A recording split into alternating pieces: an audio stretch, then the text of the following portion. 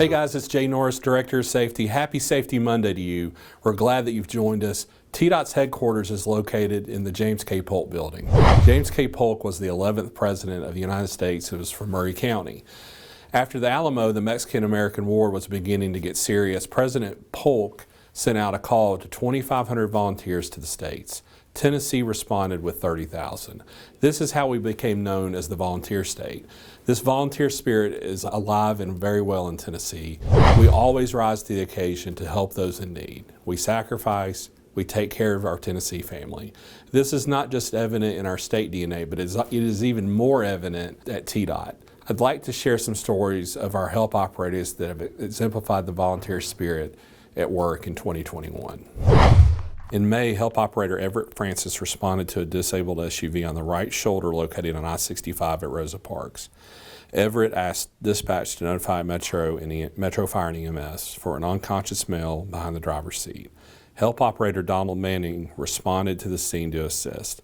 Everett had the patient out of the SUV and on the ground. Donald grabbed the AED and medical bag and assisted. Donald Manning started to ventilate while Everett readied the AED and attached the pads. As the team, they provided medical care for the patient until EMS arrived. Nashville Fire and EMS arrived and administered Narcan, an opioid overdose medicine, and after about 2 minutes, the patient started to come around. These guys worked great under pressure and saved a life on this day. Guys, thank you for your work. On April 6, 2021, officers and other first responders were investigating a fatal crash on I-65 North near Rosa Parks. TDOT HELP trucks had completely shut off I-65, diverting traffic onto other interstates. During the investigation, a Toyota Tacoma pickup drove around the cones and through the TDOT barricade. All the first responders were on the scene outside their vehicles. Fortunately, TDOT HELP truck driver Jason Moore had been notified of the pickup and was able to safely stop the pickup using his truck before it reached the scene. Officers responded up to where Moore had stopped the truck.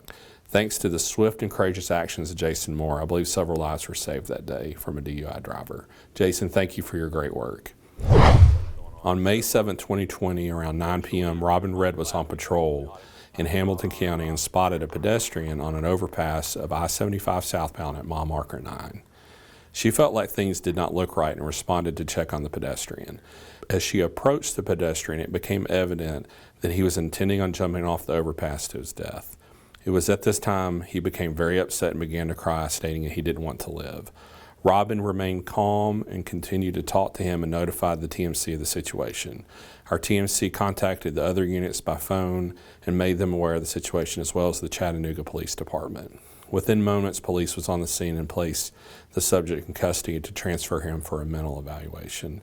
Robin, thank you for your quick work, and we believe you saved a life that day.